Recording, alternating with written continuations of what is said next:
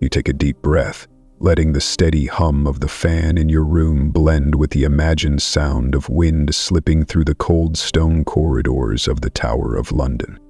The story now shifts from Anne's violent death to a new chapter, where a child once cast aside rises to become an immortal symbol.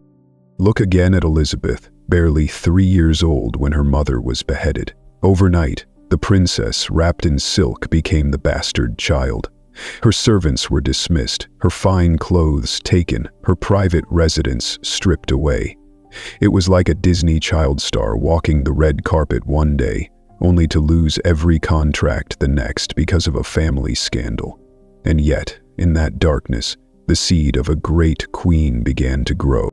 The official record: in 1558, after her sister Mary Tudor died, Elizabeth ascended the throne, becoming Queen of England. From the abandoned child, she overturned the script Henry VIII had written. It was the kind of plot twist that would make even Netflix jealous. From powerless side character to the brightest lead role on history's stage. Few know that Elizabeth grew up largely ignored by her father, yet she inherited Anne's sharp mind and magnetic charm. It is said she rarely spoke of her mother, but in her private chambers she kept keepsakes, including a ring engraved with Anne's image. A silent secret, as if every time she looked in the mirror, Elizabeth still saw her mother smiling back from the past. Historians still argue, did Elizabeth become great because of Anne's influence, or because of her absence? Some believe Elizabeth learned from Anne the art of wielding intellect in politics. Others claim the trauma of childhood forged her armor, preparing her to withstand religious conflict and the threat of the Spanish Empire. Picture Elizabeth like an American athlete rising from poverty to win Olympic gold. Hardship didn't crush her. It fueled her. From the shadows of the palace, she emerged as the Virgin Queen, shaping a brilliant Elizabethan age. If Elizabeth lived today, she might sit on Oprah's couch and confess, "My father killed my mother, my sister imprisoned me, but in the end, I was the one who ruled." Don't tell me life can't be turned upside down. The church bells echo from afar, like a drumbeat marking Elizabeth's steps into womanhood. Even as a teenager, she was branded dangerous, people fearing she would repeat her mother's ambition. At one point, she was imprisoned in the Tower of London, the very place Anne had walked to her fate. Imagine returning to the room where your mother had waited for execution. That was not coincidence. It was trial by fire. Another official milestone. In 1588, Elizabeth led England to victory over the mighty Spanish Armada. That triumph was not only military, it was a declaration that the once abandoned child now stood equal to, even above, Europe's greatest kings. If it were the Super Bowl, it was the last-minute touchdown that made every fan leap from their seat. Few realize that on the day the Armada threatened, Elizabeth rode a white horse clad in silver armor, declaring to her troops, "I have the body of a weak and feeble woman, but I have the heart and stomach of a king." Her words thundered like a rallying drum in a football stadium, igniting her soldiers' spirit. Scholars remain divided. Did Elizabeth truly remain unmarried out of loyalty to her betrayed mother, or was it simply shrewd political strategy? Some believe she refused marriage to avoid becoming another Anne. Others say it was her most brilliant diplomatic weapon. The mystery makes Elizabeth both human and a self-crafted legend. In today's world, perhaps she'd download Tinder only to ghost every match. For Elizabeth, letting the world believe she was available was the sharpest political weapon of all. Here you see the strange inheritance. Anne fell beneath the sword, but Elizabeth turned that shadow into guiding light. Her mother's tragic death didn't destroy her. It gave her transcendent strength. Some tragedies don't extinguish bloodlines. They forge them into fire. Another official truth. Elizabeth's reign marked the golden age of English culture. Shakespeare, Marlowe, and the flourishing of art and creativity. Proof that from a foundation of grief, a palace of beauty and wisdom can rise. One detail stands out. Elizabeth fiercely controlled her public image. She ordered her portraits retouched so she always appeared youthful, free of wrinkles. Some call it vanity, others call it the earliest media strategy. In reality, Elizabeth transformed the very tools that destroyed her mother into weapons that secured her power. Historians will never fully agree how much of Elizabeth came from Anne and how much from loss. But one thing is clear. Anne's death was not a period. It was a comma that opened a radiant new chapter. And if there were a series called Keeping Up with the Tudors, Anne and Elizabeth would be the breakout stars, with more family drama than Hollywood reality TV. You lean back, close your eyes, and understand. This story was never only about a single sword stroke. It's about memory passed from mother to daughter, about how tragedy can transform into power, and about how history often hands the discarded a chance to rewrite glory. And as you drift towards sleep, remember, Anne Boleyn, erased from the world in 1536, still lives in every triumph of Elizabeth and in every echo of England's history that continues to resound today. Let your mind keep drifting with the rhythm of this story. We've passed the moment when the sword struck down. We've seen the crowd disperse, and we've uncovered the political schemes behind Anne's death. But what makes this story haunt us, even today, isn't only the event of 1536. It's the shadow it cast across centuries. Imagine this. The most powerful man in Europe at the time tried every way possible to erase the name of a woman. And yet, half a millennium later, her name still echoes through popular culture, while that king is often reduced to comic relief in plays, novels, and television dramas. If this were a baseball game, Anne may have lost the opening innings, but in extra time, she hit the decisive home run. Here's a moment you should remember. In 1953, during renovations of the chapel of St. Peter ad Vincula, workers uncovered several remains, some believed to be Anne's. Eventually, she was reburied with a marked stone and her name inscribed. The irony? Henry VIII. Henry VIII once sought to erase her, but history itself restored her identity. Another curious detail, many plays and novels painted Anne as a dangerous woman, alluring but manipulative. By the 19th century, European operas put her on stage, where audiences split sharply into two camps, one sympathetic, the other condemning her as scheming. The spectacle was no different than modern fans of a Hollywood star, either adoring or despising, rarely neutral. Historians still debate, was Anne purely a victim or an active player in the power struggle? Some evidence shows she was intelligent, ambitious, and unafraid to push into political decisions. Others argue that no matter how ambitious, the charge of adultery with her own brother was absurd, laughably false. It's like accusing an American president of secretly teaming up with a rival sports team to sell national secrets. The accusation itself collapses under its own weight. For centuries, Anne has been more than a historical figure. She's a mirror reflecting how society views powerful women. In the 16th century, a strong woman was often branded a witch or a harlot. Today, we still see echoes of this in politics or Hollywood, where prominent women are often targeted with scandals to bring them down. And remember Elizabeth I.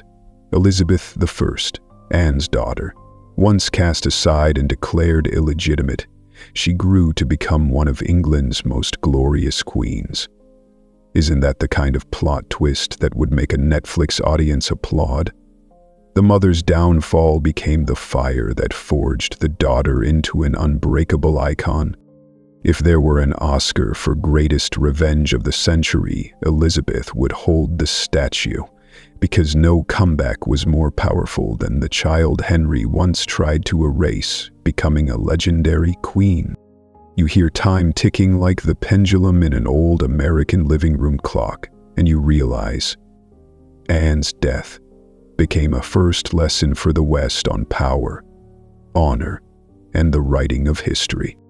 Another detail often overlooked, in the 20th century, Hollywood repeatedly brought Anne to the screen. From black and white films of the 1930s to modern TV dramas, every generation reimagined her with its own lens. Sometimes Anne appeared as a tragic victim, other times as a schemer. But one truth never changed. She was crushed by a system where men held every ounce of power. One more debate. Was Anne's death the turning point that made Henry VIII more tyrannical, turning the Tudor court into a machine of fear? Some historians say yes, that after 1536, Henry became ever more ruthless. Others insist he was always that way, and Anne's death only exposed it more clearly. It's the eternal question, which came first, the chicken or the egg? If Henry VIII lived today, he would be cancelled on Twitter in a single night. Picture the hashtag Justice for Anne trending at #1 worldwide, while his image went viral on TikTok as a meme. You follow the thread further.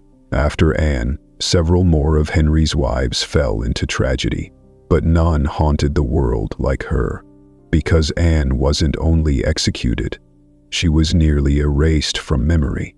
And that attempt at erasure is what makes her story so different. It was not just an execution, but a memory execution. Here's another strange fact. Anne's bones were once buried in a communal pit under the chapel floor, jumbled with countless others, as though she were just a number. It wasn't until the 19th century, during Restoration, that her remains were identified and reburied more honorably. Like a film that flopped at the box office, only to be rediscovered years later as a cult classic. And here, you realize, Anne's death is a textbook example of how power shapes collective memory. Henry wanted everyone to believe the official truth that she was guilty, but folk memory, poems, and modern scholarship gradually restored her image. Just as in America today, the media can build a narrative in a week, but history in the long run finds its own way to bring truth back. If Netflix ever produced Anne Boleyn the series, you could be sure there'd be a scene of Henry VIII swiping through Tinder in search of the next queen, while Anne's last message still sat unread on his phone. As you lean back and close your eyes, you see the real terror isn't in the sword that fell at Tower Green. It's in the power to rewrite memory. And strangely enough, history has a habit of irony. The more someone is erased, the more they are remembered. Anne Boleyn is the living proof of that paradox. You're still sitting there, under the soft glow of the lamp and the steady hum of the fan. Let me take you further, beyond the moment when the blade had already fallen, to see what really happened once the crowd dispersed. Anne's death did not end at Tower Green. In truth, it was only the beginning of another campaign erasing her from memory. There was no lavish coffin, no royal funeral. Her ladies-in-waiting, hands trembling and eyes blurred with tears, were forced to scramble for a wooden box to place both head and body inside. Imagine it. A star who once walked the red carpet of Hollywood, now carried away in something no better than a cardboard box, a free fall not just of power but of dignity. Here's the historical fact you should remember. Anne was buried hastily in the chapel of St. Peter at Vincula, inside the Tower grounds. No tombstone, no inscription. Just a small patch of stone floor, crowded among countless other political victims. For centuries, no one knew exactly where her grave was. That was Henry VIII's most brutal attempt to turn Anne into someone who had never existed. Few people realize that after Anne's death, Henry ordered her image scraped from paintings, her royal emblems chiseled off palace walls, and her very name banned in court. It was the medieval version of delete account, the ultimate ghosting. The only problem? Henry didn't have Silicon Valley's technology. His erasure failed. Because 500 years later, you and I are still whispering about Anne in this quiet room. Historians still argue, did Henry truly believe Anne guilty, or did he simply need her gone so he could marry Jane Seymour?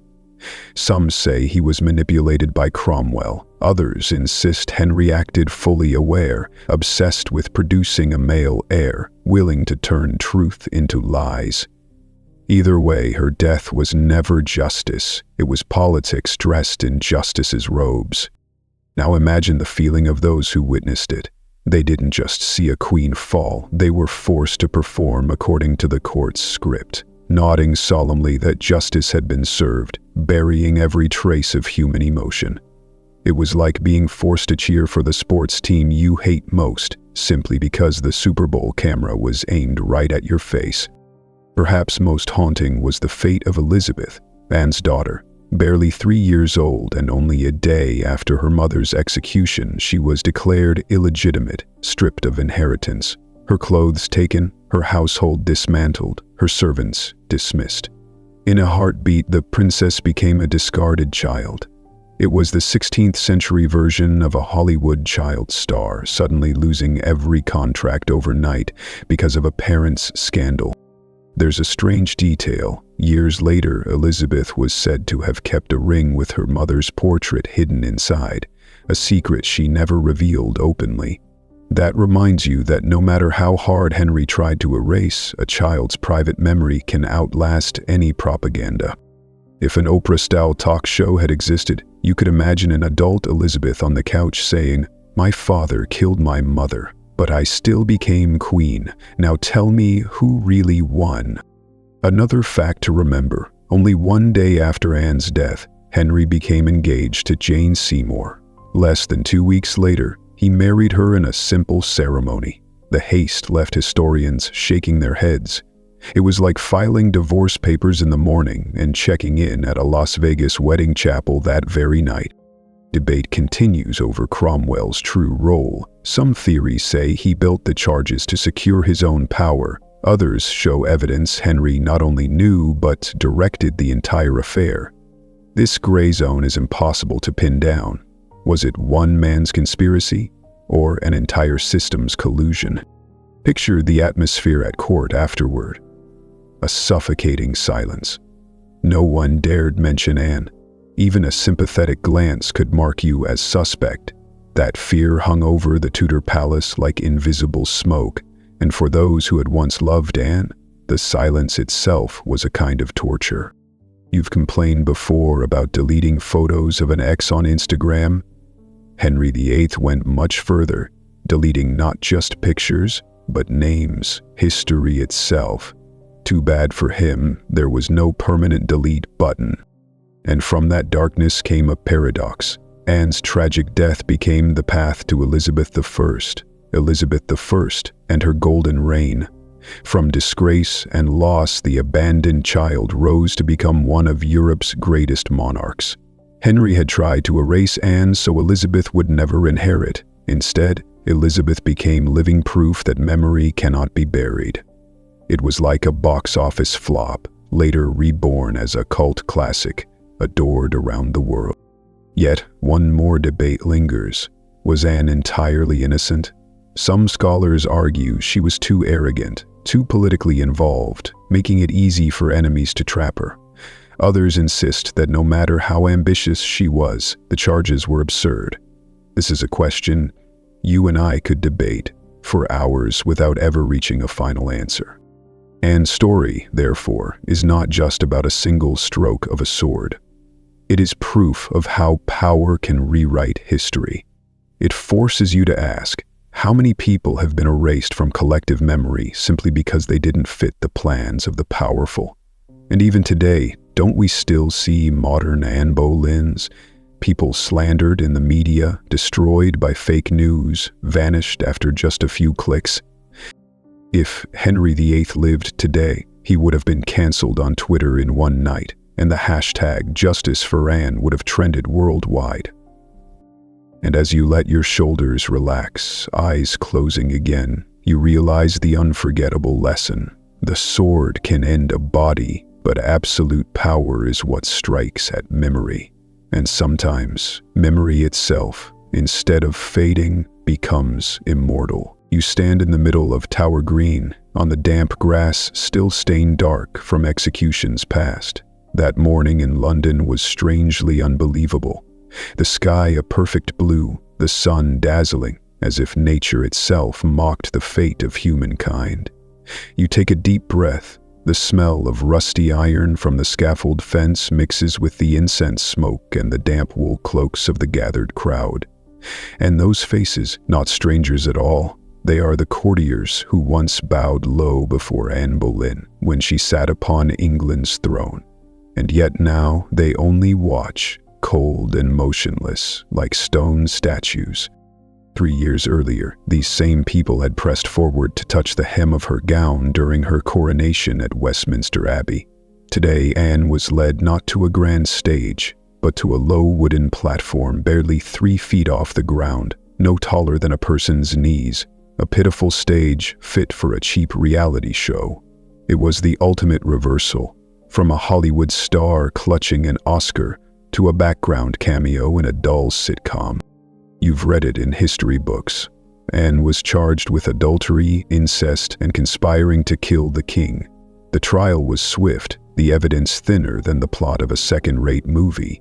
Most historians now agree it was staged from the start. But Henry VIII wanted a performance, and when a king wants theater, the whole kingdom must play its part. Few people know that Henry did not summon an English headsman. Instead, he hired a famed French swordsman, the official reason, a faster, cleaner death, but everyone understood the truth. Henry was directing a production. It was like the National Football League, inviting a pop superstar to perform at the Super Bowl halftime show. The event wasn't enough. It had to be unforgettable spectacle. The crowd buzzed, like an audience awaiting a championship final. Some watched in sorrow, but many waited eagerly for the dramatic scene. Henry himself was absent, busy at Whitehall preparing to marry Jane Seymour. If social media had existed back then, he might have posted, relationship status, single, but not for long. As quick as a modern NBA player announcing a new girlfriend the very night after a divorce. What scholars still debate is Anne's final demeanor. Some accounts say she smiled calmly, as if at peace with fate. Others believe it was emotional detachment, the way you might grin while waiting for your SAT results, stomach twisted in knots. Some argue she maintained composure to protect the dignity of her daughter Elizabeth, then only 3 years old. Imagine that, a mother using her final smile as a shield for her child. That was not serenity, that was maternal courage at the edge of doom. Her last words, "I am come hither to die according to the law," brief but heavy as the stroke itself. If law had been bent by power, then her obedience became an irony sharper than the blade. The wind brushed her gown, fabric fluttering like a slow-motion shot from a Netflix historical drama. If you think waiting for payday is stressful, imagine waiting for a foreign sword to arrive just for your execution. Your e-wallet anxiety is nothing compared to that dread. One overlooked detail, the scaffold that day was only about 3 feet high, unusually low. The crowd could see more closely, more clearly, while Anne herself was lowered, displayed almost like an object. It was the equivalent of being forced to take your ID photo from the worst possible angle and having to live with it forever. A deliberate humiliation. When the blade fell, accounts conflict. Some said Anne's eyes blinked, her lips moved in prayer. Others dismissed it as mere nerve reflex. Either way, the image haunted witnesses for years. One of her ladies eventually joined a convent, unable to bear the memory, like watching a horror film that leaves you sleeping with the lights on for the rest of your life. Henry did not even bother to attend. He only waited for the message, "It's done." Hours later, he prepared for his new wedding. If tabloids had existed, the headline would have screamed, "King Henry spotted smiling in Whitehall hours before ex-wife's execution." You could picture the whole affair as a courtroom drama on modern television. If an American lawyer had time traveled to the 16th century, they might have immediately filed a case. Anne Boleyn versus the crown. And no doubt some network would spin it into a hit reality show. The irony is this: death did not erase Anne. Instead, it immortalized her as one of England's most vivid figures. Henry had sought to erase her, yet ended up making her an icon. From her mother's disgrace, Elizabeth I rose to the throne and became Europe's most powerful queen. The perfect comeback story, like an American football team trailing the entire game, then scoring the winning touchdown in the final seconds. Even today, the exact site of Anne's execution remains disputed. Some evidence suggests that Tower Green is merely a memorial spot, while the real scaffold stood elsewhere within the fortress. Even the earth where she fell has been blurred away. Wasn't that a second execution of memory itself? The truth is, Henry VIII tried to erase Anne's presence, but honestly, he did the job worse than Facebook deleting fake accounts, because 500 years later, we are still telling her story, while he survives mostly as a meme. You open your eyes after this imagined journey and realize the haunting part isn't the sword. It's the way a system of power can twist lies into truth, turn a human being into a ghost in history. And that lesson, you will still hear it echo somewhere, even after the screen goes dark. Hey guys, tonight we step into the cold corridors of the Tower of London, where the moonlight slips through narrow windows and the wind whistles like whispers from the past. Picture this: every brick damp with age, every flickering candle casting trembling shadows on the stone walls, and ahead lies a fated ending awaiting a woman who once sat on the throne of England. That woman is Anne Boleyn, the queen who once captivated all of Europe, but now, just a few steps away, must face the strike of a cold blade. Trust me, if you had been there on that night of May 19, 1536, you probably wouldn't have survived long enough to tell the story yourself. So, before you get comfortable, take a moment to like the video and subscribe, but only if you genuinely enjoy what I do here. And while you're listening, leave me a comment to let me know where you're watching from and what time it is right now where you are. I really love seeing our circle of night owls stretch across the world. Now, dim the lights, maybe turn on a fan for that soft background hum, and let's ease into tonight's journey together. You exhale slowly as if you've just walked the length of a long journey, from the damp grass of Tower Green to the blazing lights of Broadway, from a wandering ghost in the mist to a leading role on the silver screen. Anne Boleyn has led you through nearly half a millennium of human memory, and now you realize the most haunting thing was never the blade itself, but the way power can rewrite, distort, and then, by accident, immortalize a single life. Think about it. Henry VIII tried to erase Anne from every wall, every record, even from the mouths of those who once knew her. And yet, the harder he tried to bury her, the stronger that memory grew. This is history's paradox. Those condemned to oblivion often become the most enduring ghosts. Well, here's an official fact. Today, Tower Green is visited by thousands of tourists each year, and the question most often asked is, where did Anne Boleyn die? The woman once treated as if she had never existed is now the center of worldwide fascination. A little-known detail. At Tudor portrait exhibitions in America, Anne's likeness is always the one where viewers linger the longest. They don't just see a face, they see a story of love, power, betrayal, and memory.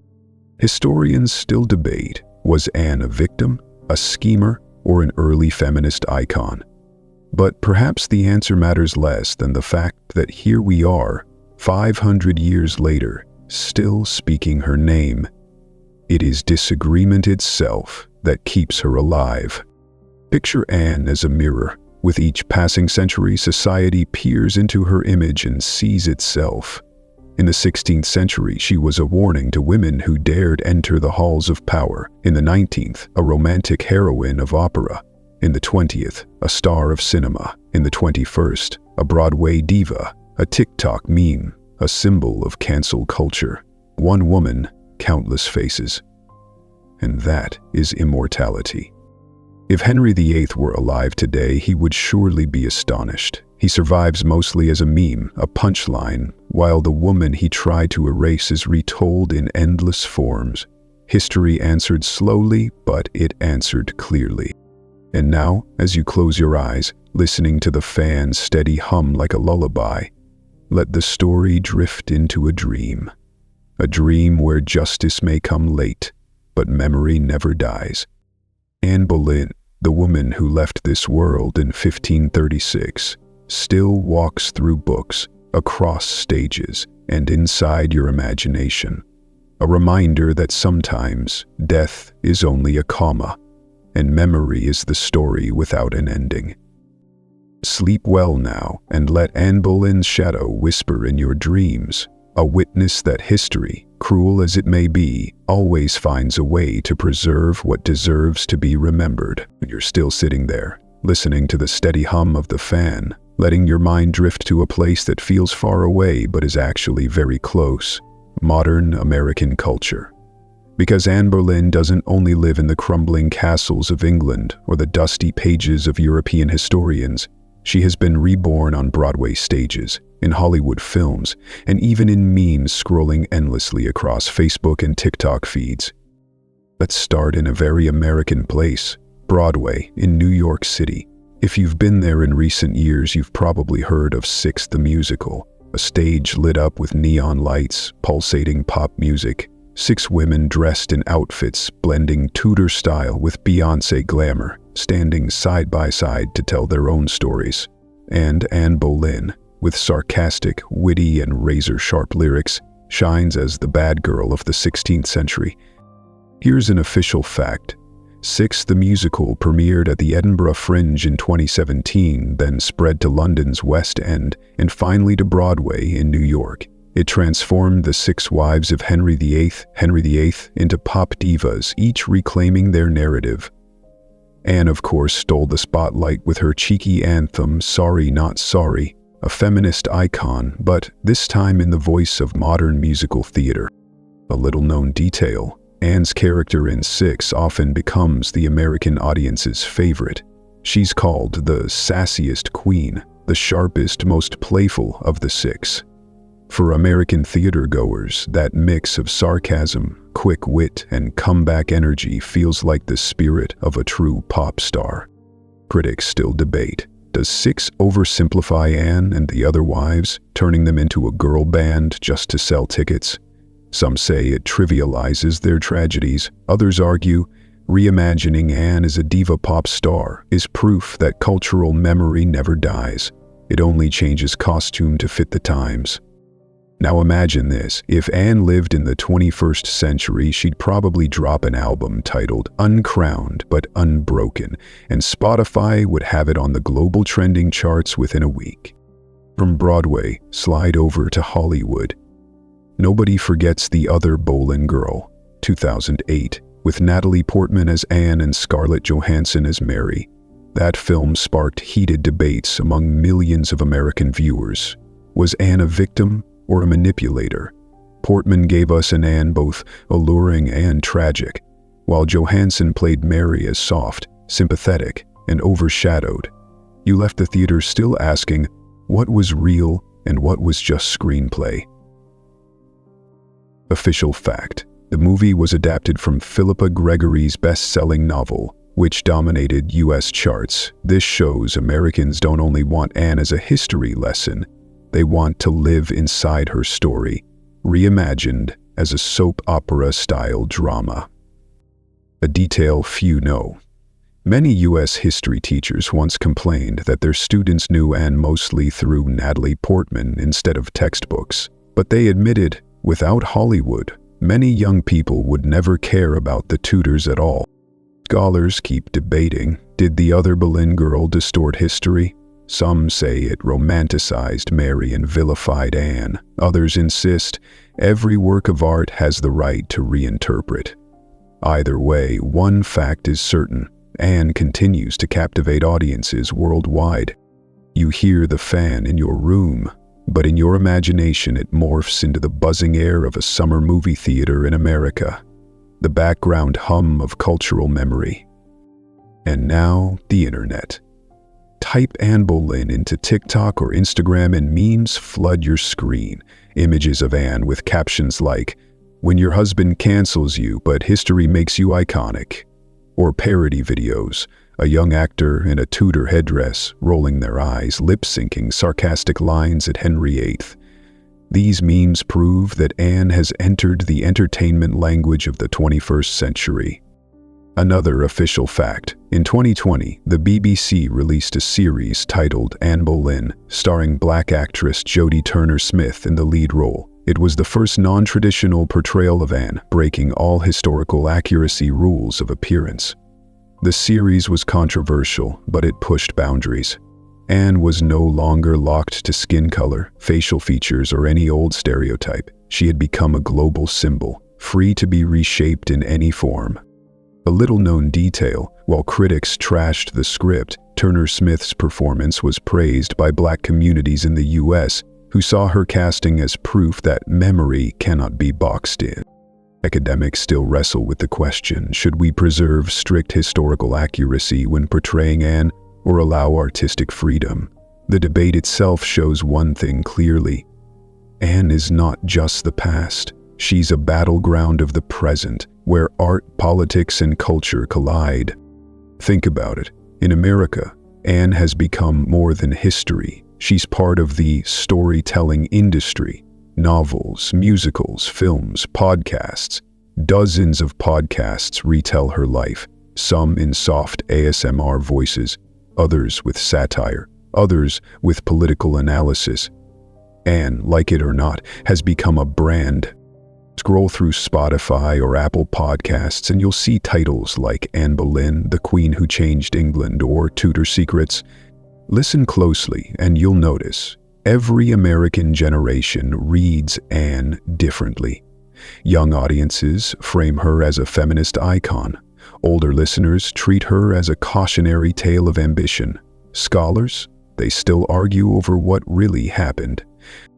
You lean back and realize Anne Boleyn is like an immortal influencer, someone Henry tried to erase but who ended up more famous than ever. In today's viral world, she may be one of the longest trending figures in human history.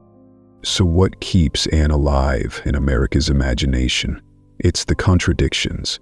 She's both victim and schemer, both tragic and admirable, both destroyed woman and immortal symbol. Every time we tell her story, we're not just looking at a Tudor queen, we're holding up a mirror to ourselves, to how we treat strong women, to how we cancel and then rehabilitate them. You hear the fan's steady rhythm like the beat of an endless pop track, and you see it. From Broadway to Hollywood, from TikTok to podcasts, Anne Boleyn is woven into modern American culture, no longer just a ghost at Tower Green. She's a diva, a screen star, a viral meme, a story retold in every era. And as you breathe slower, the truth becomes clear. Anne never disappears. She only changes roles: queen, victim, icon, Broadway pop star. And in that strange transformation lies the guarantee of her immortality. You remain still, listening to the steady whir of the fan, but in your mind the journey keeps expanding. We've walked past Tower Green, past Elizabeth, through opera, cinema, literature, and even late-night satire. But there's another layer rarely mentioned: Anne Boleyn in folk imagination and religion, a space both mysterious and revealing, showing how people give meaning to tragedy. Let me take you to the 17th century, just decades after Anne's death. In the English countryside, stories began to spread of a headless ghost wandering the Tower of London. They said that on moonlit nights, you could see a Tudor-clad woman carrying her head, moving slowly across the grass.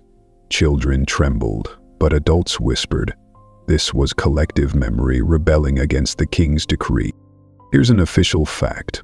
Under the Stuart monarchy, government records noted persistent rumors of Anne Boleyn's spirit damaging the crown's image. Imagine that. A king once powerful enough to try to erase her name, only for her memory to strike back at royal authority a generation later. A lesser-known detail. In the 18th century, as the Enlightenment spread, some philosophers pointed to Anne as evidence of monarchy's cruelty. One even called her the perfect victim of legalized tyranny.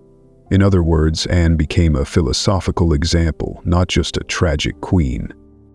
Historians still debate, did the ghost stories come from supernatural events, or were they simply a collective psychological response to a death too unjust? Some argue they were folk history, stories told when common people had no pen to write official chronicles. Others insist it was belief in the ghost itself that kept Anne alive in collective memory. Compare it with America. How many legends swirl around Lincoln or Washington, shaping national myth? In England, Anne Boleyn filled a similar role, not as a radiant hero, but as a haunting ghost. Picture a winter night, a tavern outside London. Villagers huddle by the fire telling Anne's story. They don't need the exact historical record. They only need a tale that explains how justice could be so twisted. Through that story, Anne slowly became a martyr figure, almost like a saint in popular religion. Another fact, in certain 17th century Protestant circles, Anne was remembered as a sower of reform. They believed her marriage to Henry VIII, freed England from Rome's grip. Though she was never officially sanctified, preachers sometimes spoke of her as a woman playing a role in God's plan. A curious detail, woodcuts from the 17th century show Anne with a halo like a saint. Not official church doctrine, but proof that ordinary people had sanctified her. To them, she was no longer just a beheaded queen but a spiritual icon. You hear the fan's rhythm in your room. Imagine it as the wheel of memory turning. With each spin, Anne appears differently. Ghost, saint, opera heroine, film star. This fluidity makes her immortal, not fixed, not one-dimensional, but fractured like a mirror reflecting hundreds of fragments. Here lies an academic dispute. Did sanctifying Anne dilute her reality? Some argue that turning her into a ghost or saint erased her humanity, her flaws, her complexity. Others counter, without those myths, Henry's erasure might have succeeded. It was legend itself that saved her. Now imagine, if Anne could step out of the shadows to tell her own story, what would she say? Perhaps she would sweep away both the accusations and the saintly myths and whisper simply, I was a flesh and blood woman, with love, with ambition, with mistakes. And here you realize something. Anne's death is carved not only into English history, but into humanity's way of remembering. We never recall people only through bare facts.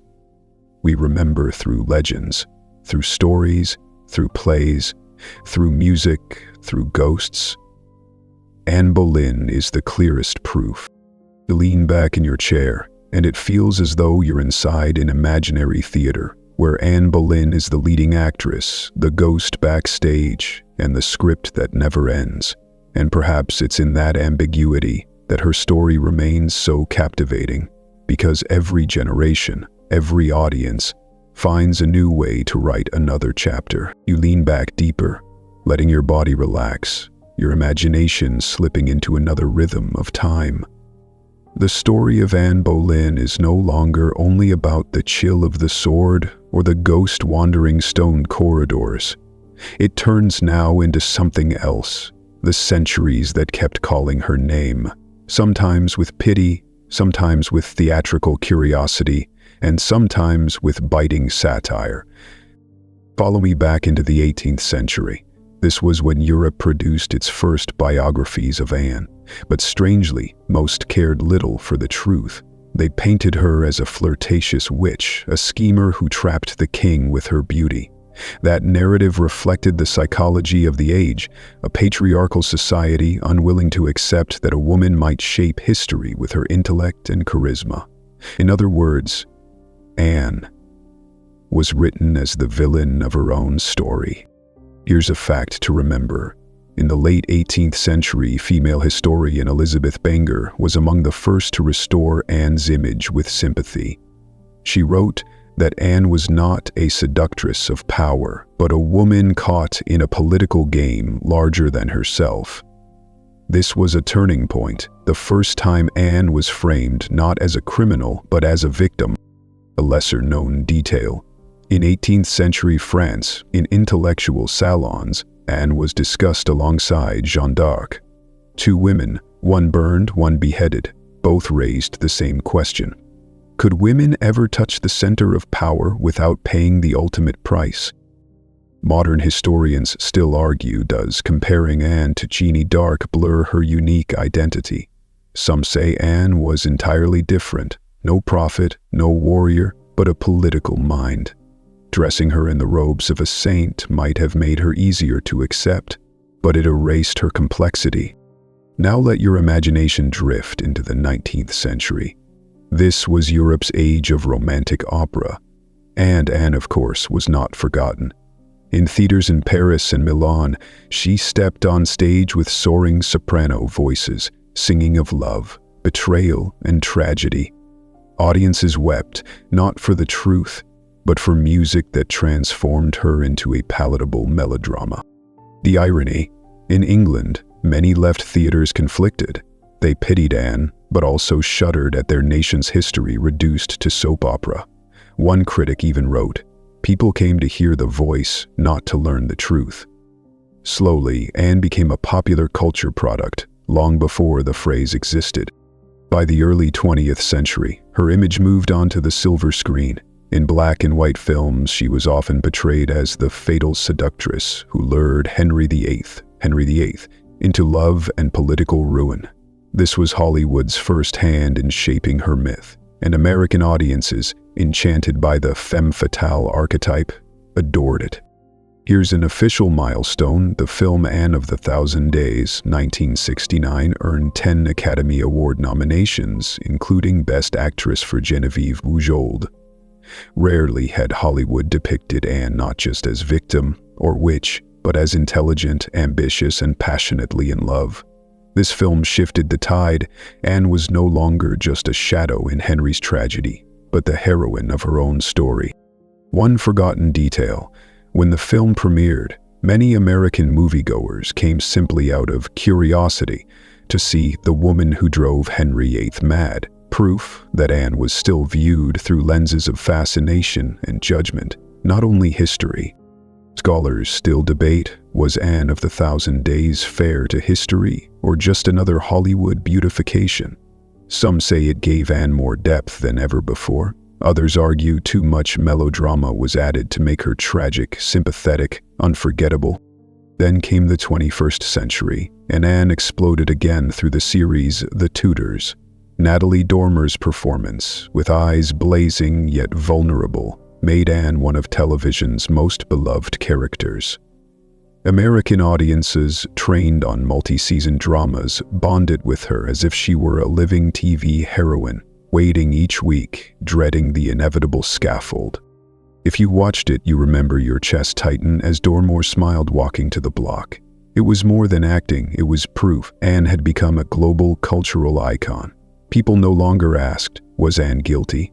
They asked, what does Anne look like on screen? But let's step away from film. Imagine standing in the British Museum at an exhibition. In a softly lit room, you see the battered portraits once ordered destroyed by Henry. Now they hang like treasures, cameras flashing as crowds press close. The paradox is clear. What Henry smashed to dust has become the jewels of the gallery. And even in American culture, Anne is often described as the woman who could not be erased. She appears in college lectures, in textbooks, and even in modern podcasts. From a woman Henry wanted forgotten, she has become a historical brand name. And then there are the parodies. On American comedy shows, Anne sometimes appears as satire, a queen joking about being unfollowed by her own husband, or as a talk show guest describing the worst divorce in history. You laugh. But the humor keeps Anne alive in modern imagination. Picture it. If Anne had TikTok, she might tell her story through short clips with the caption, POV, you marry a king and he executes you just to get a new wife. That video would go viral worldwide. You sit still and feel it. Anne has gone beyond being a historical figure. She is now a character in countless retellings, in operas, films, TV dramas, memes, proof that sometimes death does not end a life, it launches a longer journey. So, who was Anne really? An innocent victim, an ambitious schemer, or an early feminist icon? Scholars will never agree. But perhaps her allure lies in that ambiguity. If the story were clear, it would have ended long ago. It is the gaps that keep writers writing, actors acting, and audiences remembering. And as you close your eyes, listening to the fan's steady hum, you realize Anne Boleyn is no longer just a Tudor queen.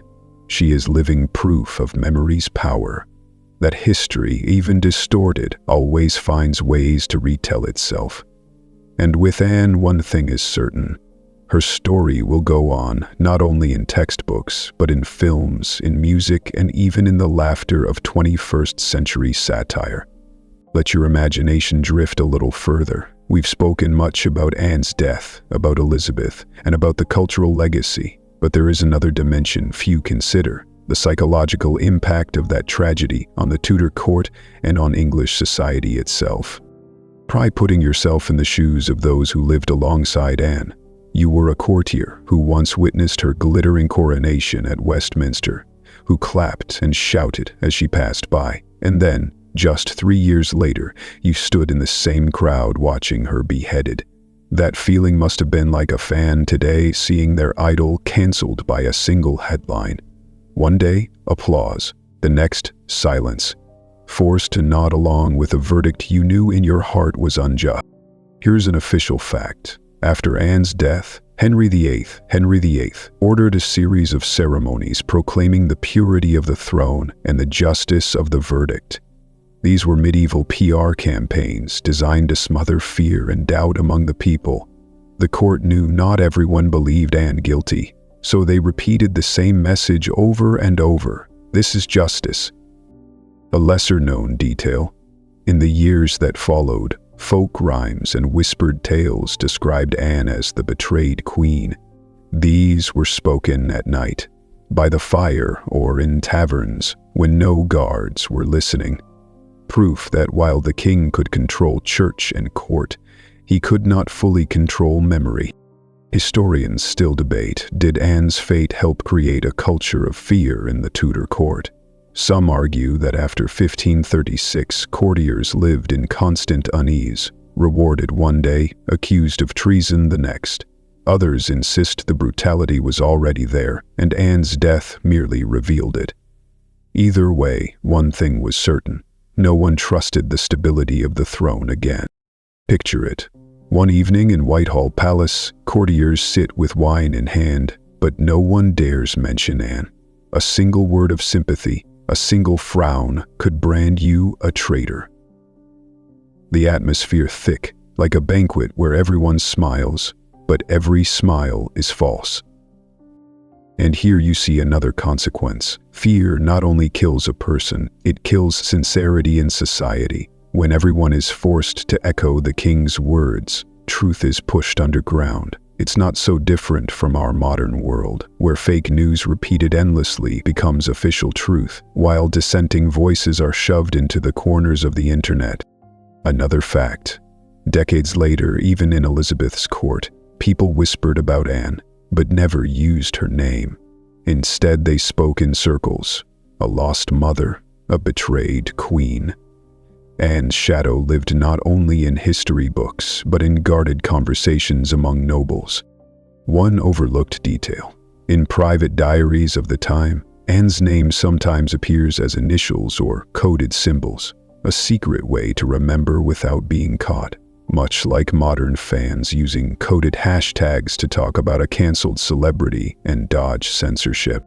Historians also debate an intriguing point. Was it this forbidden memory that made Anne immortal? Some argue that if Henry had granted her a grand funeral, her name might have faded, like many other queens. But erasure itself created curiosity and ensured remembrance. It's like banned films. The more forbidden, the more people seek them out. Anne Boleyn became England's forbidden movie. And consider another angle, the effect on women of her time. Records show that after Anne's death, noble women grew far more cautious. They spoke less, withdrew from politics, some retreating entirely to their estates.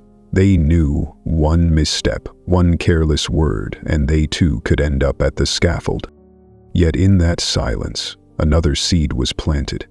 Centuries later, when feminism emerged, Anne was recalled as a vivid example, a woman who dared to step into power's center and paid with her life. Her tragedy became inspiration. You hear the fan in your room, but in your mind it is the whisper of 1536, beware, when women are too strong. And sadly, that warning still echoes in modern society, only dressed in different clothes. If Netflix or HBO produced a new Anne Boleyn series, they wouldn't stop at the scaffold. They would dive into the fear that spread through the court, into the silence people were forced to live in, and into the truth that silence itself made Anne's memory burn brighter. You close your eyes gently and realize Anne's death didn't just kill one woman. It exposed the machinery of power itself, a system where truth is twisted, memory is controlled, and fear becomes the common language. And when you reflect on it, it feels strangely familiar, because in every age, in every society, there are always new versions of Anne Boleyn. You let your mind keep drifting as if stepping through another doorway. The story has carried you from the moment the sword fell at Tower Green to Anne Boleyn's ghost lingering in culture, art, and collective imagination. But the journey is not yet over. What keeps Anne alive is not only the memory of her contemporaries, but the lesson the modern world, from Europe to the United States, still has to wrestle with. Picture this. If Anne Boleyn had lived in the 21st century, she might have become the symbol of something all too familiar, what we now call cancel culture.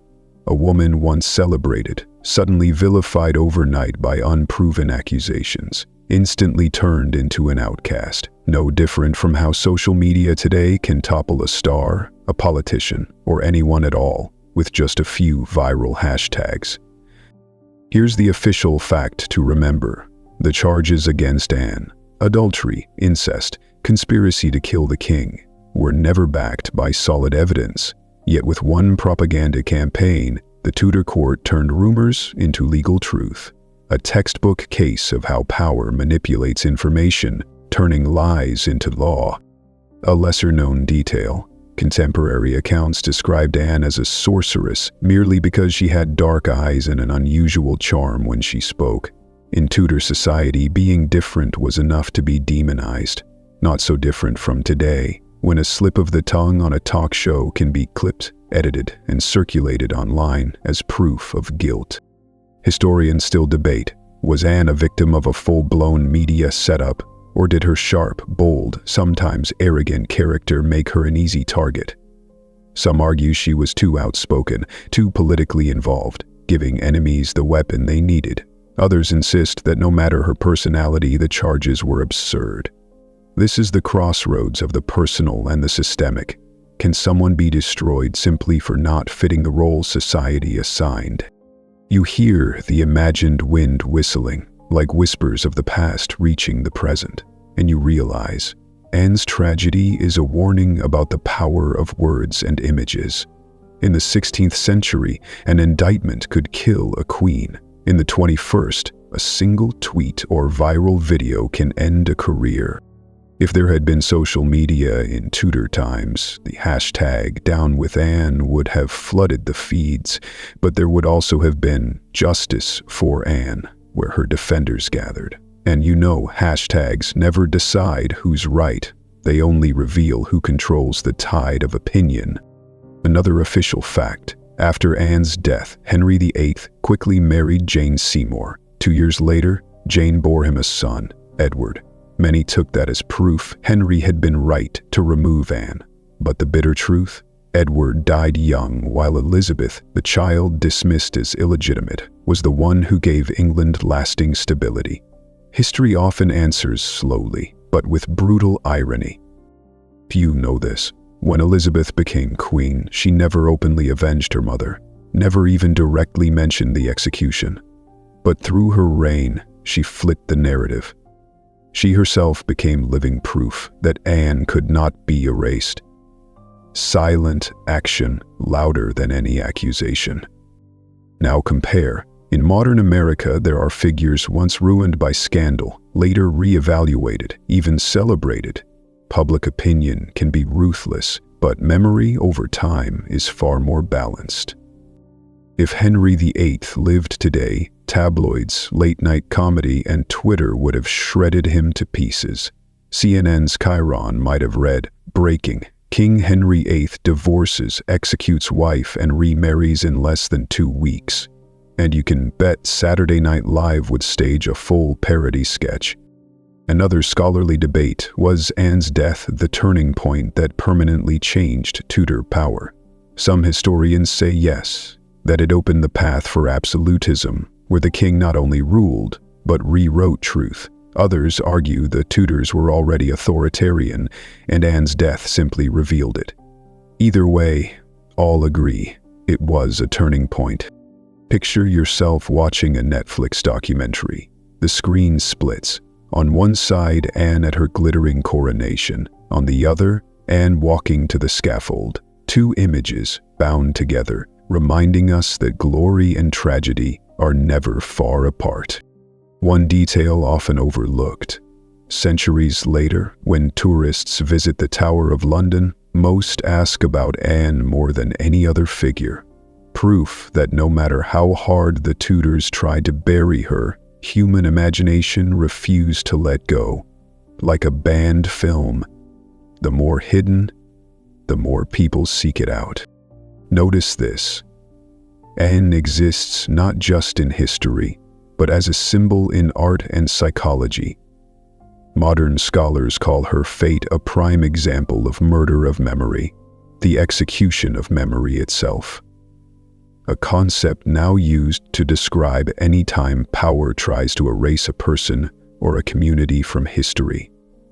If Netflix made The Fall of Anne, it would be as addictive as The Crown about Elizabeth II. Elizabeth II. Not just for the drama, but because it reflects our own age, an era where information, images, and opinion can destroy someone as swiftly as any blade. You hear the fans still spinning, like the wheel of time itself, and you realize Anne Boleyn's death is not only the tragedy of a queen, but a mirror of how power manipulates truth from the Tudors to today. If Anne could leave us one final message, perhaps it would be this: do not believe everything power tells you. Look for what history tries to hide. And as you close your eyes, the story becomes a whispered lesson in the night. A sword may end a life, but it is opinion and memory that decide whether a person truly disappears. With Anne, one thing is certain: she never disappeared. You settle in more comfortably, listening to the fans' steady hum like a background rhythm carrying the story across centuries. We've walked through Tower Green. We followed Elizabeth I. Elizabeth I, from abandoned child to glorious queen. But the journey is not over, because the name Anne Boleyn did not only live on through her daughter, it seeped into culture, art, and the imagination of humanity from 16th century London all the way to Hollywood today. Think about it. So many tried to erase Anne from Henry VIII to the terrified courtiers, and yet she became one of the most written about, staged, and remembered figures in European history. If there were a Grammy for Best Posthumous Career, Anne would be nominated without question. Here's a moment to remember. As early as the 16th century, the poet Thomas Wyatt wrote about Anne, turning her tragedy into a lingering obsession in literature. By the Elizabethan era, plays and chronicles carried her shadow like a ghost that refused to leave the Tudor court. And here's something surprising. In 19th century America, Anne was staged in traveling plays as a warning symbol of male power and women's fate. One performance even advertised her as the queen who dared to break the rules, a proto-feminist icon long before feminism had a name. Historians still argue, was Anne truly an early feminist figure, or has that image been romanticized later? Some insist she was only a victim of ambition and politics. Others argue her intellect, boldness, and influence over Henry VIII made her a woman ahead of her time. You can almost hear the turning of pages. Not in a London library, but in a Barnes & Noble bookstore in an American city. From historical novels to romance, Anne appears everywhere. The novel The Other Boleyn Girl enchanted 21st century readers, and when Hollywood adapted it, Natalie Portman's blazing eyes on the big screen confirmed what history already knew. Anne never disappeared. If Anne had Instagram, 500 years later she'd rival the Kardashians in followers. Family drama, love scandals, and a shocking death, enough to keep her trending forever. Another fact, Anne's portraits were deliberately erased from Tudor art, but centuries later, surviving sketches became priceless masterpieces, now displayed in major museums. The very images Henry wanted destroyed are today treasures that thousands line up to see. And there are even modern fan societies, the Anne Boleyn Society, where people dress in Tudor gowns, reenact her life, and tour the Tower of London, hoping to meet Anne's ghost. Some visitors swear they've seen her wandering with her head in her hands. Whether true or not, the thought alone is chilling. Again, scholars debate, are these ghosts mere collective imagination, or a kind of memory striking back against Henry's attempt at erasure? Some call it folklore. Others suggest humanity needs ghosts to retell truths that power once tried to bury. In America, where Abraham Lincoln is still said to haunt the White House, England's equivalent is Anne Boleyn, the ghost of the Tower. Two ghosts, two symbols, two stories of power and tragedy. If Netflix produced Ghosts of History, Anne would be the #1 star. Maybe even signing sponsorship deals with London tour companies, turning tragedy into a tourist check-in. The projector whirs, the screen lights up. Anne doesn't live only in books, but also on film. From Anne of the Thousand Days in the 1960s to The Tudors with Natalie Dormer, American audiences have seen countless versions of Anne. Each portrayal adds a new layer, sometimes the seductress, sometimes the victim, sometimes the quiet heroine. Another key point. In the 21st century, scholars increasingly reassess Anne as central to the English Reformation. Her marriage to Henry VIII pulled England away from the Vatican, laying the foundations for the Church of England. Whether intentional or not, Anne became the woman who changed England's religion. If you realize, Anne also supported translators of the Bible, helping pave the way for reform. This proves she was not only a tragic wife, but an intellectual force with influence. Still, debate lingers. Did Anne sincerely believe in reform or use it as a tool to marry Henry? Some believe her faith was genuine, others call it strategy, and 500 years later, the question remains unanswered. If CNN had existed in Tudor times, the breaking headline might have read, "Breaking news, Queen Anne Boleyn sparks early Brexit, 500 years ahead of schedule." You lean back, close your eyes, and realize Anne Boleyn never truly vanished. She lives in plays, novels, films, in tours, and in the imagination of those who still see her walking the Tower at night. From personal tragedy, she became a cultural icon across centuries. And that is the haunting truth. Sometimes, death is not a period. It's an exclamation mark that opens the door to an immortal legacy.